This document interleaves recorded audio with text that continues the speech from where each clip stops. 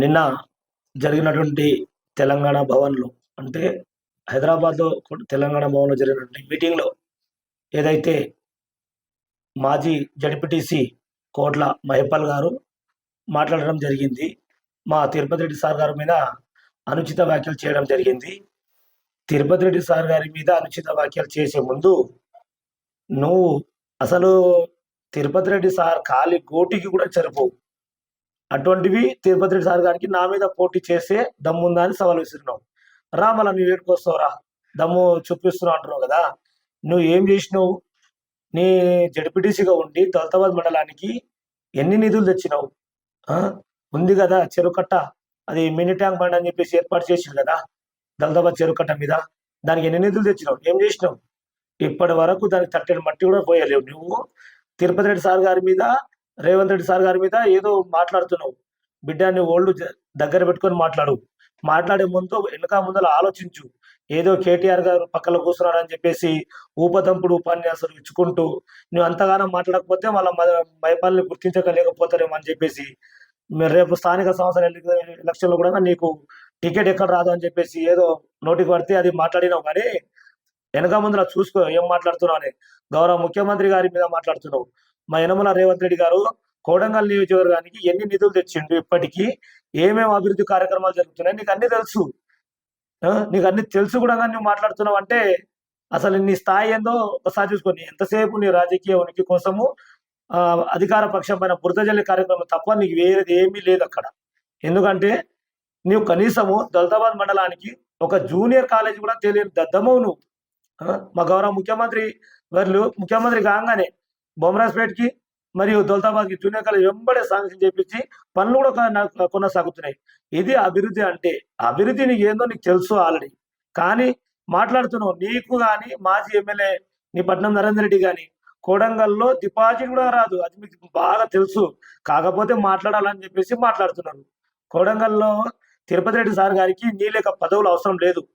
కోడంగల్లో తిరుపతి రెడ్డి సారికి పని అవసరం, ప్రజలు అవసరం, అభివృద్ధి అవసరం. అన్నదమ్ములు ఇక్కడ అంతా తిప్పలు పడి పదవుల కోసం పనిచేయట్లేదు, ఇక్కడ ప్రజల కోసం పనిచేస్తున్నారు. మా తిరుపతి రెడ్డి సార్ గారు కోడంగల్లో ప్రజలు ఎప్పుడు ఏ సమస్య వచ్చినా ఆపదలో ఉన్నవానికి ఆదుకుంటున్నారు. ఏ గ్రామంలో కూడా ఏ సమస్య వచ్చినా వెంబడే ఆ సమస్యను తీర్చే నాయకుడే మా కొడంగల్ ఇన్ఛార్జ్ అయినటువంటి తిరుపతి రెడ్డి సార్ గారు. అలాంటి నాయకుని పైన నువ్వు పోటీ చేసే దమ్ముందా? నీ పది ఎవరు కావాలి? పది మాకు అవసరం అంటే నీ పదవులు ఉంటేనే పని చేస్తారు. అంటే పదవులు లేకపోతే మీరు పని చేయరా? పదవులతో అవసరం లేదు.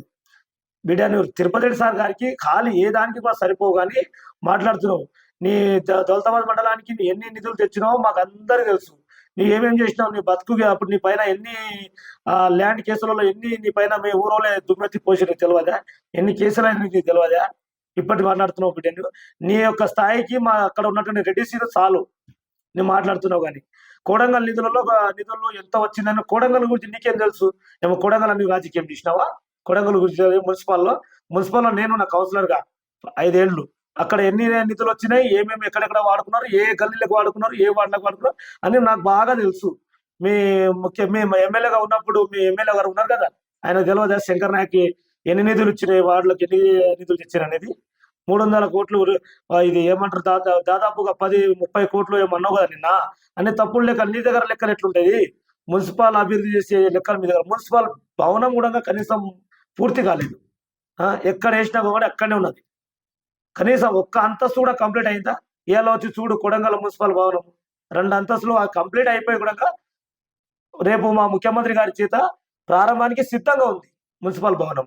అలాంటి కనీసం మేము కౌన్సిలర్గా అయిన తర్వాత కూర్చోవడానికి అక్కడ సిబ్బంది కూర్చోవడానికి కూడా ఒక ఆఫీస్ కూడా లేకుండే. అలాంటిది మీరు ఊరుకో టెంకాయ కొట్టేసి మేము పనులు స్టార్ట్ చేస్తున్నాం అన్నారు. ఏడ చేసారు మీ పనులన్నీ? ఎక్కడ చూస్తే మీ పనులన్నీ అలాగే ఉన్నాయి. కోడంగల్కి ఇప్పుడు దాదాపుగా కోడంగల్ మున్సిపాలిటీ ఖాళీ 300 కోట్ల రూపాయల నిధులతో పనులు జరుగుతున్నాయి. ఆల్రెడీ పనులు స్టార్ట్ అయినా కూడా, ఎందుకంటే వర్షాకాలం ఉన్నందుకు కొద్దిగా తక్కువ జరుగుతున్నది. వర్షాకాలం కాగానే పనులు అనేది శరవేగంగా అభివృద్ధి చెందుతుంది. మీ ఎమ్మెల్యే గారికి కానీ నీకు కానీ కొడంగల్లో ఆనంబర చౌరాసాలో ఎంత ఇరుకుగా ఉండే కనిపించలేదు. ఆడికెళ్ళి కదా రోజు పోయేది బండి మీద. మళ్ళీ ఇవాళ వచ్చిరా చూడు, మీ ఎమ్మెల్యే గారు తోలుకొనరా, మీ మాజీ ఎమ్మెల్యే గారిని తోలుకొనరా, నువ్వు రా కొడంగల్ చూడు పనులు ఎంత శరవేగంగా నడుస్తున్నారు. కొడంగల్ ప్రజలు సంతోషంగా ఉన్నారు ఈరోజు పనులు జరుగుతుంటే. ఒక రోడ్డు డివైడింగ్ పనులు ఎంత వాళ్ళు ఎన్ని రోజులు బాధ అనుభవించి ఇలా ముఖ్యమంత్రి కాగానే గౌరవ రేవంత్ రెడ్డి గారు ముఖ్యమంత్రి కాగానే ఈ యొక్క ప్రాంతానికి అభివృద్ధి ఏ విధంగా నడుస్తున్నారనేది ఇప్పుడు వాళ్ళకు క్లియర్గా తెలిసిపోయింది. మీరు మాట్లాడుతున్నావు ఒళ్ళు దగ్గర పెట్టుకొని మాట్లాడు బిడ్డ, ఖబర్దార్ అంటున్నా. ఎందుకంటే నువ్వు పక్కన కూర్చొని కేటీఆర్ పక్కన కూర్చొని ఏదో నోటికి వచ్చినట్టు చాలా ఇష్టం వచ్చినట్లు మాట్లాడినావు. కానీ ఒకసారి తిరిగి చూసుకో ఏం మాట్లాడినావు అనేది కూడా అనే దానికి కూడా కొడంగల్ చౌరస్తాకు వచ్చి మేము మాట్లాడే దమ్ము ధైర్యం నీకు లేదు. కానీ అక్కడ తెలంగాణ భవన్లో మాట్లాడుతున్నావు. ఏం మాట్లాడుతున్నావు నీకే అర్థమైతలేదు. పక్కన చాలా మంది కూర్చున్నారు, వాళ్ళు మాట్లాడతలేదు, నీకే అంత ఉందా? ఏం మాట్లాడుతున్నావు? కొడంగల్ అభివృద్ధి అవుతుంటే మీరు ఓర్చుకుంటలేరు. ఇక ఎక్కడో రాజకీయం చేయాలి, బురద చల్లాలి, కార్యక్రమానికి అభివృద్ధికి సహకరిస్తామంటున్నారు. ఎక్కడ సహకరిస్తున్నారు మీరు? అభివృద్ధికి అడ్డుపడతారు ఉన్నారు తప్ప అభివృద్ధికి ఎక్కడ సహకారం చేయడం లేదు. మీరు లగచర్ల విషయం అంటారు, అది అంటారు, ఇది అంటారు. అందరు సముఖంగా ఉన్నారు కొడంగల్ ప్రాంతానికి అభివృద్ధి చేస్తుంటే. కొడంగల్లో చూసుకుంటే మెడికల్ కాలేజ్ కావచ్చు, ఇండియా ఇంటిగ్రేటెడ్ స్కూల్ కావచ్చు, ఇలా చెప్పుకుంటూ పోతుంటే చాలా అభివృద్ధి పథకాలు అనేది కొడంగల్లో శరవేగంగా నాకు కొనసాగుతున్నాయి. మెడికల్ కాలేజ్ చూడు ఎట్లా నడుస్తున్నది. 220 పడకల హాస్పిటల్ చూడు ఎలా నడుస్తుంది ఈరోజు. కొడంగల్ ప్రాంతానికి ఎన్ని పథకాలు తెచ్చింది మా గౌరవ ముఖ్యమంత్రి వర్యులు మా తిరుపతి రెడ్డి గారి సహకారంతో. బిడ్డ ఇంకొకసారి హెచ్చరిస్తున్నా నిన్ను, తిరుపతి రెడ్డి గారు సార్ పైన ఏమని అనుచిత వ్యాఖ్యలు చేస్తే ఖబర్దార్ అంటున్నా.